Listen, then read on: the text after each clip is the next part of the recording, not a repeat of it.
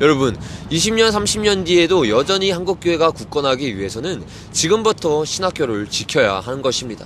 신학교가 얼마나 물들어 있는지 여러분은 들으시면 깜짝 놀랄 것입니다. 얼마나 많은 자유주의 신학자들이 있고 얼마나 많은 좌파 교수들이 학생들을 미혹하고 있는지 모릅니다. 이것을 신학생들이 분별할 줄 알고 걸러내면 괜찮은데 그것이 아니라 20살, 21살 아무것도 모르는 신학생들이 그것을 배우고 그대로 교회에서 그것을 설교한다는 것이 가장 큰 문제라는 것입니다. 저도 오늘 신학교에서 수업을 받고 왔는데 그 신학교 수업 시간에 동성애는 타고나는 것이라고 배웁니다. 성경에서는 분명히 동성애가 죄라고 가르치는데 동성애는 타고나는 거고 선천적으로 타고나는 동성애자들은 우리가 지켜줘야 되고 존중해줘야 된다고 가르칩니다.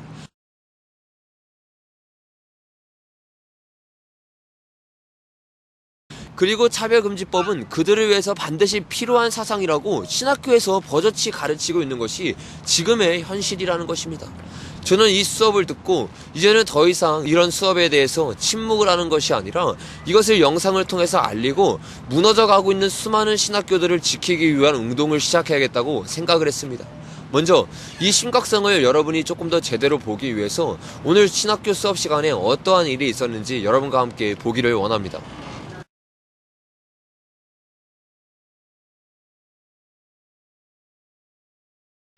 거기에 제가 동성애에 대해서 쓴 게 있어요.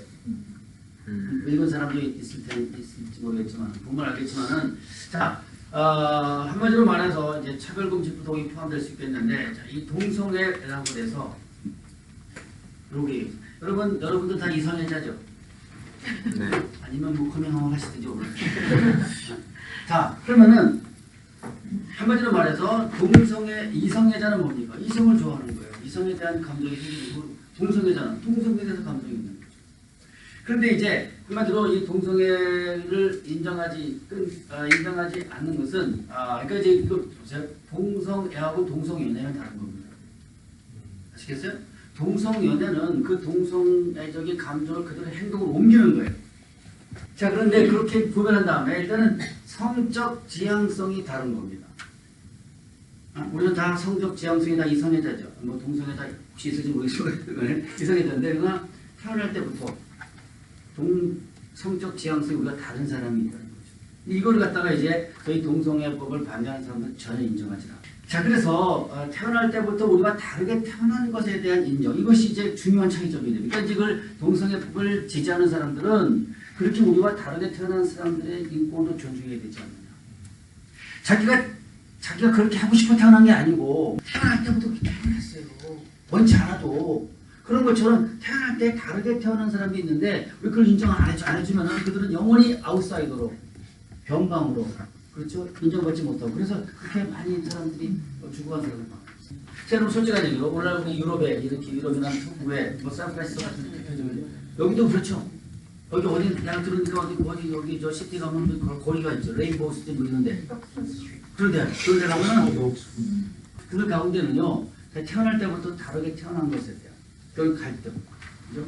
그리고 이제 사실은 이제 우리나라 외에 예를 들면은 이제 다른 유럽이나 이런 나라에서 그것을 인정하고 예를 들면 뭐 동성 간의 결혼도 인정하고 뭐 이런 것들이 다 그런 맥락에서 연결된 거예요. 그 이제 그 동성애법은 그 동성애 여기 차별금지법이라는 건 그렇게 다르게 태어난 사람들에 대한 이해를 하자는 건데. 근데 이제까지 아직 한국에서는 이것이 너무나 이게 격렬해가지고 유교적인 게 있어요. 아니 또 뭐 어쨌든 다른 것이 포함해가지고 현 정부를 반대하는 사람 가운데 한 사람도 이런 걸 들어요. 그렇죠? 대개는 이제 이 보수당, 동아당들 이런 데는 다 이걸 반대하고 반면에 이 진보적인 당들이 이걸 지지하다 보니까 이것이 또 이제 다른 것까지 겹쳐가지고 막 이제 그렇게 되는데 어쨌든 간에 그 문제는 난 여기까지 얘기하고 그다음에 제에 대한 좀 더 자세한 얘기는 제 글을 한번 읽어보시죠. 기존 교회에서는 받아주지 않으니까 자기들이 따로 모여서 예배를 드리더라고요. 따로 예배를 드린다는 게 그 사람들이 동성애를 인정하면서 예배를 드린다는 거예요? 아니면 동성애를 고치고 싶어서 모여서 예배를 드린다는 거예요? 갈 데가 없으니까. 갈 데가 없으니까. 그러니까 중요한 게 그 사람들이 모여서 예배 드리는 게 중요한 게 아니라 그 사람들이 모여서 어떤 방향으로 나가는 게 중요한 거잖아요. 예배라는 것은. 그러니까 그 사람들이 동성애를 그렇게 다르게 태어난 사람들에게 구원의 가능성이 있어요, 없어요? 저는 다르게 태어났다고 생각 안 하거든요. 그렇죠. 이러니까 얘기 안 그러면 거기까지 나랑 목사 서로 다른 걸 인정해야지. 서로 자기 주장하면 이건 싸움이. 아니 서로 자기 주장하는 게 아니라 성경에서 그렇게 적혀 있는 아니, 있어서 그 이제 우리 김도사님 같은 분은 이제 아예 그런 건 없다고 보는데 선천적 동성이 없다고 보는 거죠. 성전에서 동정애가 당연히 없죠. 그렇죠. 어떻게 됐어요? 네. 그럼 된 거야 이제.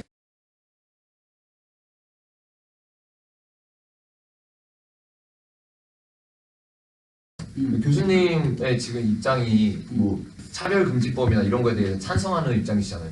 근데 그것에 대해서 깊게 생각 안 하고 그냥 넘어가자는 건 말이 안 되는 게 깊게 생각 안 하고 교수님 그러니까 이런 토론을 통해서 그냥 우리가 이걸 깊이 안 하고 넘어가면 이런 것을 잘 모르는 사람들은 그냥 받아들이잖아요. 소수 네. 그렇게 다르게 태어나는 사람들에 대해서 그러니까 소수에 대해서 제정한다는 게 차별의식이에요. 나랑 네. 보고 싶어 나랑 개인적으로 오라니까 나랑 개인적으로 하자. 알겠어요? 나랑 다 오라고. 그러니까 개인적으로 얘기할 거면 이런 부분에서는 수업 시간에 얘기가 안 나와야 되는데 수업 시간에 내가 얘기했지만 아까 얘기하자고 그랬죠. 다른 거예요. 지금 정치 문제도 마찬가지고 다르기 때문에 그 다른 상태로만 서로 인정하자고. 그러니까 나는 선천적으로 다르게 태어난 사람이 있다고 믿고 생각하고 전사님 없고 그것만 인정하자고. 그럼 된다니까. 아시겠어요? 그거는 교수님 입장에 저는 인정이 안 돼요.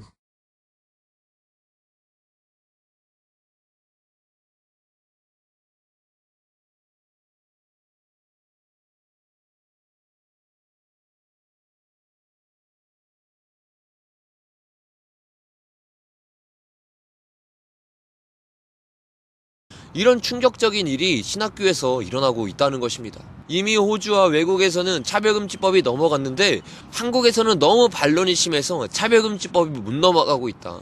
그러나 시간이 지나면 차별금지법은 반드시 넘어가야 되고 성소수자들이 인정을 받는 세계가 돼야 된다고 신학교 강의 시간에 가르치고 있다는 것입니다. 여러분, 우리가 어찌 이 이야기를 듣고 그냥 넘어갈 수 있겠습니까? 시간이 흐를수록 동성애 차별법에 대해서는 더 극심하게 그들이 달려들고 그것을 통과하기 위해서 싸울 텐데 우리 교회에서 목숨 걸고 나가야 되지 않겠습니까? 그러기 위해서 신학교에서 그것을 가르치고 우리가 어떻게 해서 그것을 지켜야 되고 왜 성경에서 지켜야 되는지 말을 해줘야 될 텐데 오히려 반대로 신학교에서 그거를 가르치고 있으니 앞날이 캄캄할 뿐입니다.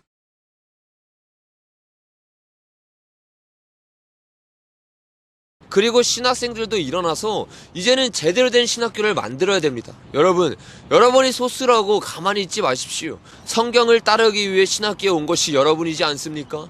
진리를 외치기 위해 신학교에 온 것이 여러분이지 않습니까? 진리를 위해 죽기를 각오하고 외치기를 결단하고 눈물로 주님 앞에 강단에서 고백하고 나온 것이 바로 여러분들이지 않습니까? 그런 여러분들이 신학교에서 소리를 내서 신학교를 바꾸기를 예수님의 이름으로 축복합니다.